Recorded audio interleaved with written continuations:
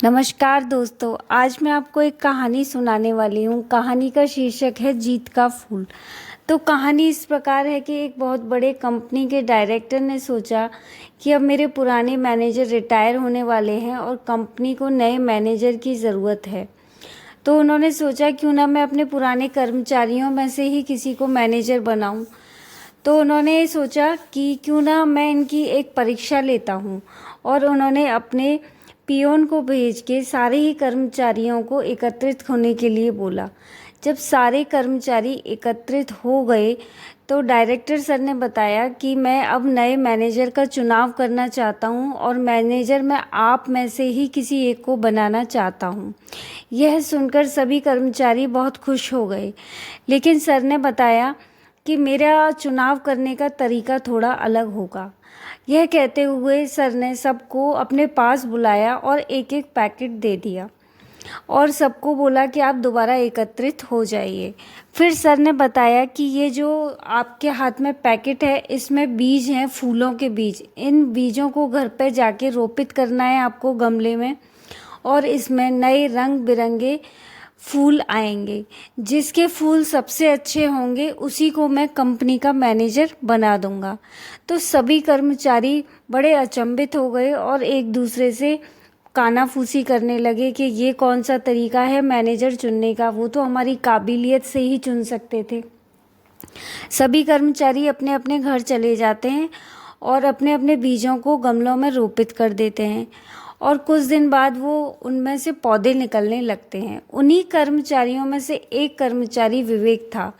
उसके लाख कोशिश करने पर, खाद डालने पर, पानी डालने पर, गुड़ाई करने पर भी उसके गमले में से कोई पौधा नहीं आ रहा था। तो वो चिंतित रहने लगा और वह रोज़ाना अपने सहकर्मियों से पूछता कि दोस्तों, क्या तुम्हारे गमले में पौधा आ गया? तो वो सभी कहते हमारे में पौधा भी आ गया, अब कलियां भी आने लगी हैं। ऐसे कहकर वो उसको बताते थे। यह सुनकर विवेक और भी चिंतित रहने लगा। तो एक दिन वो चिंतित अवस्था में अपने घर पर बैठा हुआ था। तो उनकी पत्नी ने पूछा कि आप इतने चिंतित क्यों हो?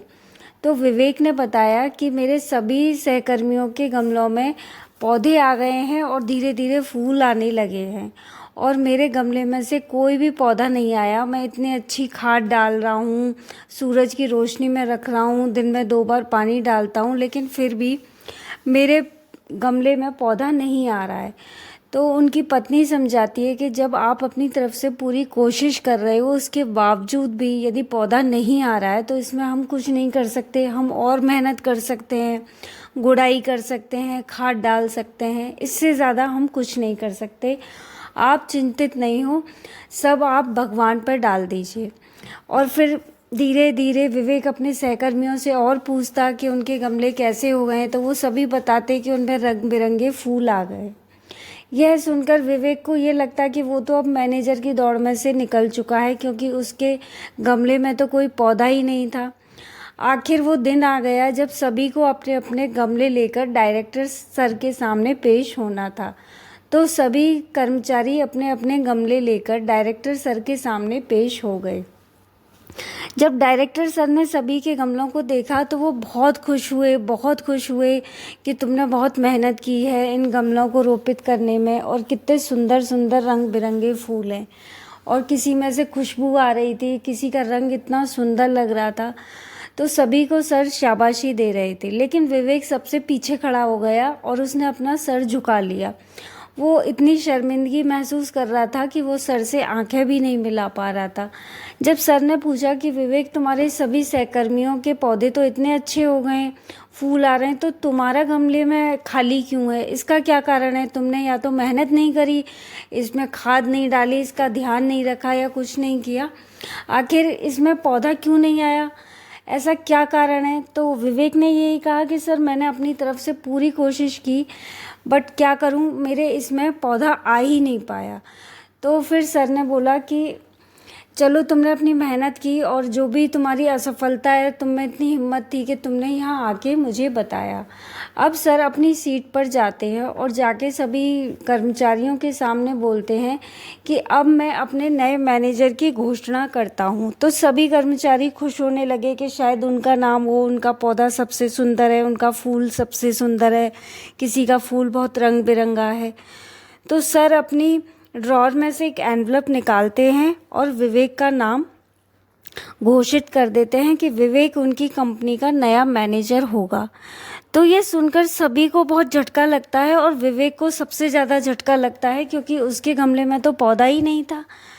तो सर बताते हैं कि मैंने जो तुम सब कर्मचारियों को बीज दिए थे वो बीज बेकार और टूटे फूटे थे, उनसे कोई भी पौधा नहीं बन सकता था। मैं तुम सबकी परीक्षा ले रहा था, मैं ये जानना चाहता था कि तुम में से कौन इतना ईमानदार और मानसिक रूप से संतुलित है कि जो अपनी असफलता को भी लोगों के सामने लाके बता सकता है और स्वीकार कर सकता है। तो तुम सब मार्केट से जाके ये बीज ले आए थे और तुमने रोपित करके रंग बिरंगे फूल बना लिए, लेकिन विवेक ने सच्चाई का साथ दिया और उसकी जो असफलता थी उसमें इतनी हिम्मत थी कि वो मेरे सामने अपना खाली गमला लाके खड़ा हो गया। तो मुझे अपनी कंपनी के लिए एक ऐसे ही मैनेजर की ज़रूरत थी जो विषम परिस्थितियों में भी डटकर सामना करे और सच्चाई का साथ दे और ईमानदारी से अपने हर फैसले को बताए। इसलिए मैं इस कंपनी का मैनेजर विवेक को घोषित करता हूँ।